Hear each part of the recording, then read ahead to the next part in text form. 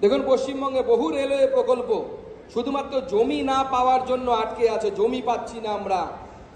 রাজনীতি থাকবে, রাজনীতি ইলেকশন অবধি থাকা উচিত। ইলেকশনের পর রাজনীতি থাকা উচিত না। রাজনীতি নিয়ে গিয়ে আপনার বাড়ি রেফ্রিজারেটরের মধ্যে, ফ্রিজের ভেতরে, ডিপ ফ্রিজে ঢুকিয়ে রাখুন। ভোটের পর থেকে শুধুমাত্র ডেভেলপমেন্ট, উন্নয়ন এই মন্ত্র নিয়ে আমাদের এগিয়ে যাওয়া উচিত। তাই আমি রাজ্য সরকারকে অনুরোধ করব যে যেখানে যেখানে জমি না পাবার জন্য আমাদের রেল প্রকল্পগুলি আটকে আছে, এই মঞ্চ থেকে হাত জোর করে অনুরোধ করছি মাননীয় মুখ্যমন্ত্রীকে এবং রাজ্য সরকারকে যে আপনারা সেখানে জমি দিয়ে রেলকে সাহায্য করুন। সব শেষে আমরা জানি যে রেল স্টেশনের নাম নির্ভর করে রাজ্য সরকারের রেকমেন্ডেশনের উপরে।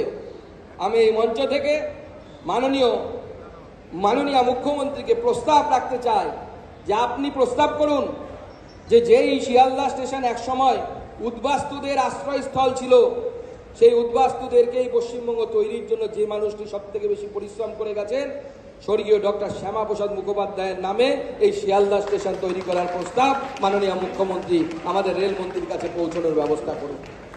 বাংলা খবর, আপনার রাজনীতি, আপনার আওয়াজ।